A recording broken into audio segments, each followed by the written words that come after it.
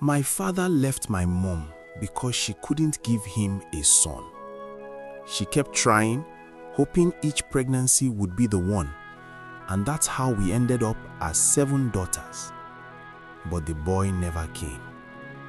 Instead, my father, a feared and intimidating police officer, threw us out of his house like we were nothing. Living with him was like living with fear itself. I often hear other women talk about their fathers with such warmth and love, and it feels like a scene from a movie, something completely unreal. I, along with my sisters, never knew what that felt like. I was the 4th daughter. My father had personally come to the hospital when I was born, convinced I was the boy he'd been promised by every doctor's scan. When the nurse announced I was a girl, he simply turned around and walked out. He left on a year-long assignment and refused to even pay the hospital bills. For him, I was the ultimate betrayal of hope. That experience planted a deep-seated resentment in me, not just for my father, but for all men. I wanted nothing to do with them. Life has a funny way of working out though. I became a policewoman. I chose this path to fight for my mother and for all the women who suffer in silence at the hands of men. I wanted to be the one to rescue them. I was passionate, aggressive, and hungry for what I saw as justice. So when our superintendent asked for a volunteer to give out their number for domestic emergency calls, I jumped at the chance. It wasn't because I liked getting calls, but because I wanted to put men behind bars.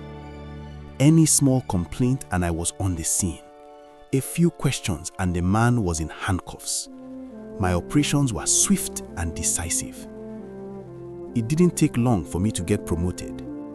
With more rank came more power and more opportunities to fight my war. Then one day, a young woman burst into my office, crying uncontrollably. I tried to calm her down, but inside, I was already preparing to lock up another man. When she finally managed to speak, her words shook me to my core. She said a doctor at the hospital had assaulted her. He'd given her an injection that made her drowsy, and the next thing she knew, she woke up feeling violated. My blood boiled. A doctor, of all people, preying on a vulnerable patient. I took her statement, assuring her that we would arrest him that very day. I promised her that if her story was true, I, Officer Chinelu Uba, would personally see to it that his medical license was revoked for good.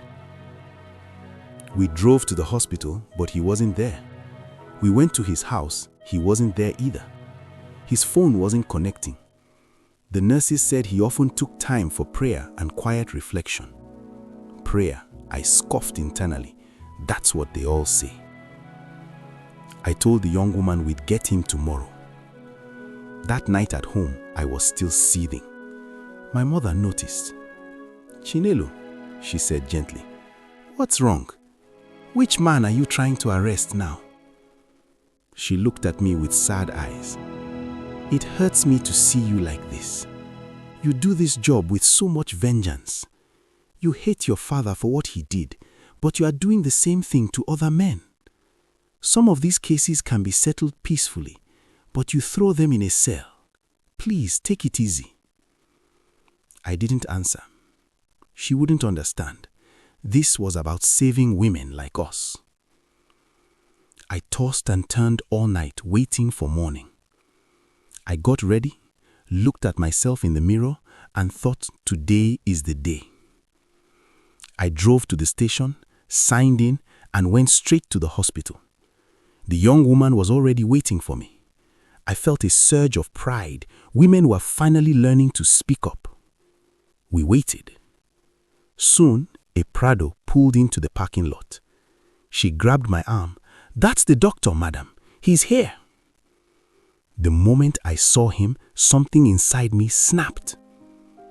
He looked so ordinary, so harmless, but I knew better. It's always the innocent-looking ones. I strode toward him, my hand gripping my baton. He was just another man who needed to be locked away. As he stepped out of his car, he saw my uniform and looked surprised. "Good morning, madam. Can I help you?" he asked politely, adjusting his glasses. He hadn't seen the young woman yet. I ignored his greeting.